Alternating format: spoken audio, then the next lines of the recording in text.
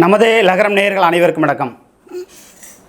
இப்போ நாம் தமிழர் கட்சி தமிழ்நாட்டில் எந்த அளவுக்கு வளர்ந்து வந்திருக்கு, வளரவில்லை, அந்த கட்சியோட மைனஸ் என்ன ப்ளஸ் என்ன இரண்டையுமே நம்ம தொடர்ந்து செய்தியாக வெளியிடுறோம்.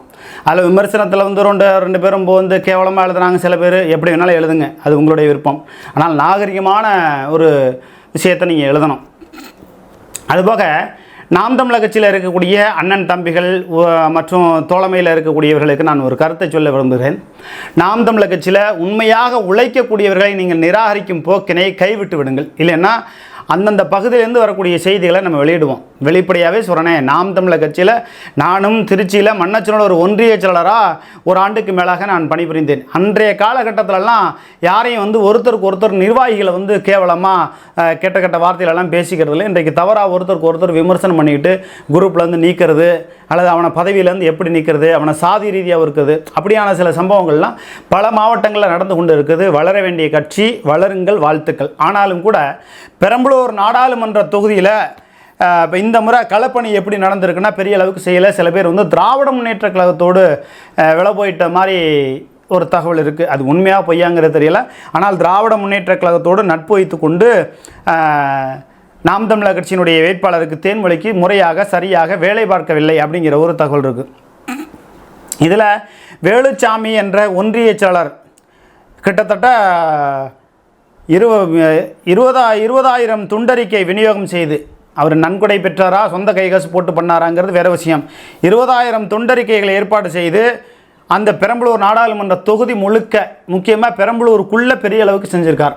ஆனால் அவரை ஓரங்கட்டுவதற்கு சதி வேலைகள் செய்து கொண்டிருக்கிறார்கள். பாலகுரு மாவட்ட செயலர், மாவட்ட தலைவர் ஹமுருதீன், இவங்கெல்லாம் சேர்ந்து வேலுச்சாமியை அரசியல்லேருந்து ஓரங்கட்டணும், முக்கியமாக நாம் தமிழர் கட்சியிலேருந்து ஓரங்கட்டணும்.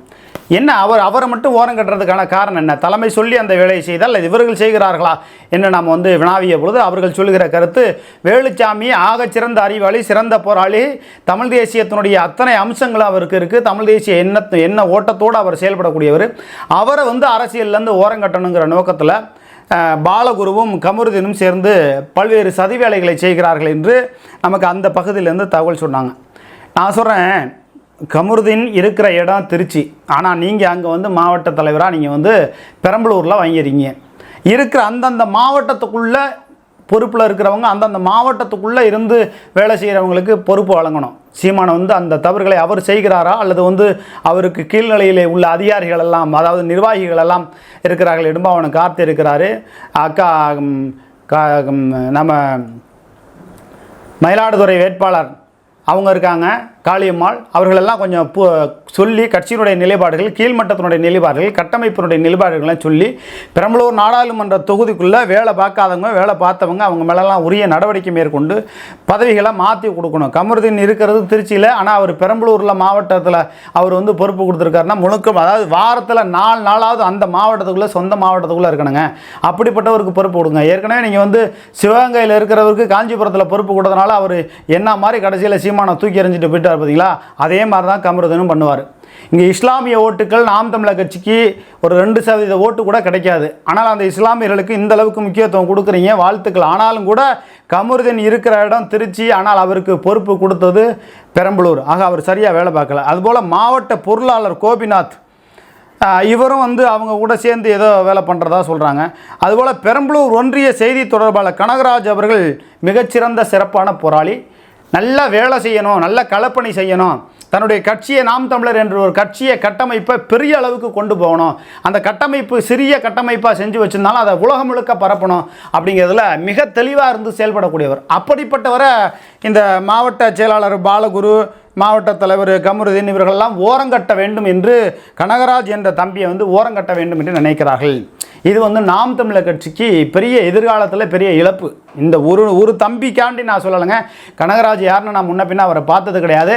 எனக்கு கிடைத்த தகவல், பெரம்பலூர் மாவட்டத்துக்குள்ள பெரம்பலூர் ஒன்றிய செயலராக இருக்கக்கூடிய செய்தி தொடர்பாளராக இருக்கக்கூடிய கனகராஜ் நல்ல சிறந்த போராளி. ஆனால் அவரை வந்து ஓரங்கட்டணும், அவருக்கு பொறுப்பு கிடைக்கக்கூடாது அப்படிங்கிற மாதிரி செய்கிறது. வேலுச்சாமியை வாட்ஸ்அப் குரூப்பில் இருந்து, அவங்களுக்குலாம் நாம் தமிழர் கட்சிக்குள்ளே வாட்ஸ்அப் குரூப் இருக்கும் இல்லையா, அதிலிருந்து நீக்கிறது, அது மாதிரி வேலைகள்லாம் தயவு செய்து நிறுத்தி கொண்டு உங்களுடைய கட்சி நாம் தமிழர் கட்சி மிகச்சிறந்த ஆகச்சிறந்த கட்சியாக அடுத்த கட்டத்துக்கு வளர்ந்து போகணும். அதாவது இது வந்து ஒரு நபருக்கான கட்சி அல்ல, ஒரு குடும்பத்திற்கான கட்சி அல்ல நாம் தமிழர் கட்சி என்பது தமிழ் தேசிய கட்சி. இந்த தமிழ் தேசிய சித்தாந்தத்தினுடைய இந்த கட்சி பெரிய அளவுக்கு வளர்ந்து போகணும். அது சீமானோட முடிந்து போகக்கூடிய கட்சியாக இருக்குது. காலங்காலத்துக்கு இந்த தமிழ் தேசியம் காலகாலத்திற்கு தேவைப்படுகிறது. திராவிடத்தை வீழ்த்த வேண்டும் என்பதை தாண்டி திராவிடத்திற்கு மாற்றாக, திராவிடத்திற்கு நிகராக அந்த கட்சியை எதிர்த்து குரல் கொடுப்பதற்கு ஒரு கட்சி வேண்டும். ஏனென்று சொன்னால் அனைத்திந்திய அண்ணா திராவிட முன்னேற்றக் கழகம் கொடநாடு கொலை கொள்ள விஷயத்தில் சமரசமாகிவிட்டது. நெடுஞ்சாலைத்துறை, பொதுப்பணித்துறை ஊழல் முறைகேடுகளிலே திமுகவிலே சமரசமாகிவிட்டது. திராவிட முன்னேற்ற கழகத்தினுடைய மருமகன் சபரீசன் அவர்களும் எடப்பாடி பழனிசாமியோட மகன் மிதுன் அவர்களும் சந்தித்து பேசி இந்த நாடாளுமன்ற தேர்தலை நீங்கள் தளர்த்தி கொள்ளுங்கள், பாஜக 4வது இடத்துக்கு போகட்டும் அப்படிங்கிற லெவலுக்கு வந்திருக்காங்க. ஆக நாம் தமிழர் கட்சி 3வது இடத்துக்கு வந்தாலும் பரவாயில்லன்னு அவங்க மனசால நினைக்கிறாங்களா? இந்த தடவை வந்தாலும் அடுத்த தடவை எப்படி அவங்கள நசுக்கணும்னு அவங்களுக்கு தெரியும். ஏன்னா நாம் தமிழர் கட்சியில் எத்தனை பேர் திமுகவில் விலை போயிட்டுருக்காங்க, திமுகவில் எத்தனை பேர் மறைமுகமாக விலை போயிட்டுருக்காங்கிற விஷயம் முதற்கொண்டு எனக்கு தெரியும். இதே திருச்சி மாவட்டத்தில், புறநகர் வடக்கு மாவட்டத்தில் லால்குடி பகுதியில் எத்தனை பேர் KN நேரு அவர்களுக்கு பயந்து கொண்டு திராவிட முன்னேற்ற கழகத்தை எதிர்த்து அரசியல் செய்யாமல் இருக்கிறார்கள் தெரியுமா? அப்படிப்பட்டவர்களுக்கு எதற்காக நீங்கள் அந்த பழனிங்கிறவருக்கெல்லாம் எதுக்கு மாவட்ட செலவு கொடுக்குறீங்க? என்ன அவருக்கெல்லாம் அதிகாரம் இருக்குது? என்ன ஒரு கேள்வி கேட்கக்கூடிய தெம்பும் திராணியும் இருக்கா?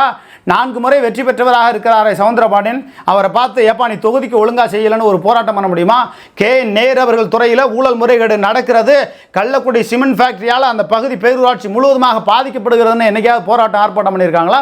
அதுக்குள்ளே ஏதோ சமரசம் ஆயிடுறான்னு சொல்கிறாங்க.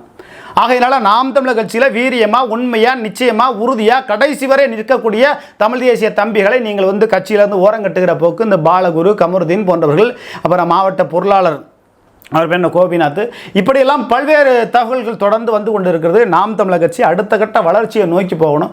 2025க்குள்ளே நீங்கள் இன்னும் கூடுதலான போராட்டங்கள், ஆர்ப்பாட்டங்கள், மக்கள் பிரச்சனையை அந்தந்த மாவட்டத்துக்குள்ளே இருக்கக்கூடிய பிரச்சனைகளை மையப்படுத்தி போராட்டம், ஆர்ப்பாட்டம் செஞ்சு கட்சியை வளர்க்கணும்.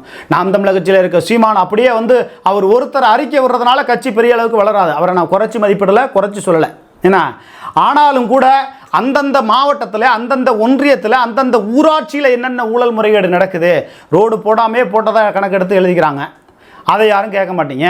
கள்ளக்குடி பேரூராட்சியில் என்னென்ன ஊழல் முறைகேடு நடக்கிறது அதை கேட்க மாட்டீங்க. கள்ளக்குடி சிமெண்ட் ஃபேக்டரியில் என்னென்ன அந்த மக்களுக்கு பாதிப்பு இருக்குது அதை கேட்க மாட்டீங்க. பெரம்பலூர் மாவட்டத்துக்குள்ளே இருக்கக்கூடிய மலைகள், குன்றுகள் எல்லாம் அடித்து நொறுக்கப்பட்டு இயற்கை வளங்கள் கொள்ளையடிக்கப்படுகிறது.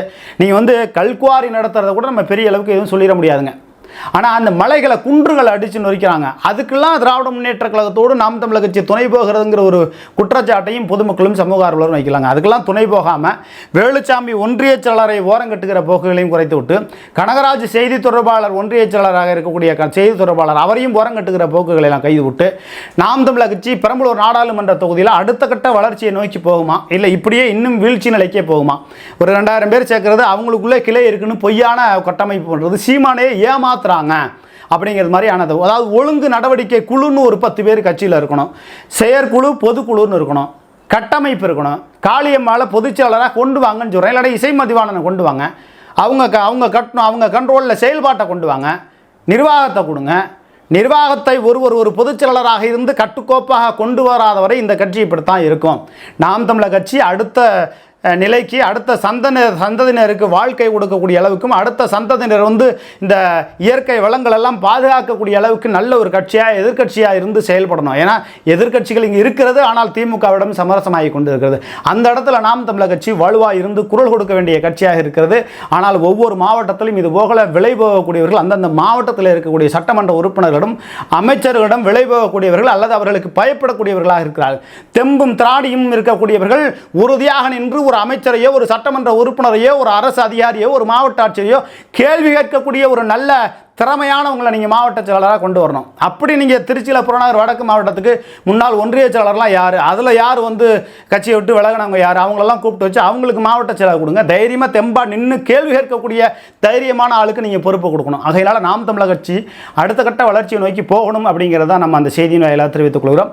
நமது லகரம் என்ற சேனலை சப்ஸ்கிரைப் செய்து பெல் பட்டன் அழுத்தி, ஆல் பெல் பட்டன் அழுத்தி வழக்கம் போல் ஆக்கமும் ஊக்கமும் கொடுங்கள். எந்த செய்தியும் சமரசமின்றி, அச்சமின்றி வெளியிட நம்ம தயாராக இருக்கோம். நாம் தமிழர் கட்சியில் அது அந்த கட்சியில் இருக்கக்கூடிய ப்ளஸ்ஸையும் சொல்கிறோம், மைனஸையும் சொல்கிறோம். அதாவது வளர்ச்சி, வீழ்ச்சி இரண்டையுமே நம்ம சொல்கிறோம். அதனால் நாம் தமிழர் கட்சியில் உள்ளவர்களும் இந்த இனிவரும் காலகட்டங்களில் இது போன்ற கீழ்நிலையில் உள்ள நிர்வாகிகளை ஓரங்கட்டுகிற போக்குகளை நீங்கள் கொஞ்சம் குறைத்து விட்டு அதாவது ஒரே ஒரு விஷயந்தான், நீங்கள் பணமாக இருக்கட்டும் காசாக இருக்கட்டும் போதும் என்ற மனமே பொன் செய்யும் மருந்தாக இருக்கணும். அதே நேரத்தில் சமரசத்தோடு இருக்கணும், ஒத்த கருத்துடையவர்களாக இருக்கணும். இருக்கிற இந்த கொஞ்ச காலத்தில் நீங்கள் இன்னும் 100 வருஷம் வாழ போகிறதில்ல. இருக்கக்கூடிய பாலகுரு இன்னும் 100 வருஷம் வாழ போகிறாரு. இருக்கிற காலகட்டத்தில் எல்லாருக்கும் எல்லா சூழ்நிலையிலும் இப்போ புகழ்ச்சி வந்து சமமாக எல்லாத்தையும் கிடைக்கணும். இகழ்ச்சி புகழ்ச்சி இரண்டையும் சமமாக கருதக்கூடியவர்கள் மனப்பக்குவத்துக்கு வரணும். இன்னும் அந்த நான் தான் அப்படிங்கிற ஒரு நிலையெல்லாம் குறைத்து கொண்டு இகழ்ச்சி புகழ்ச்சி இரண்டையும் சமமாக கருதி நாம் தமிழர் கட்சி அடுத்த கட்ட வளர்ச்சியை நோக்கி போகுமா? சீமான் வந்து இதை கவனிப்பாரா கண்டிப்பாரா என்பதை நம்ம பொறுத்து வந்து பார்ப்போம். நன்றி, வணக்கம்.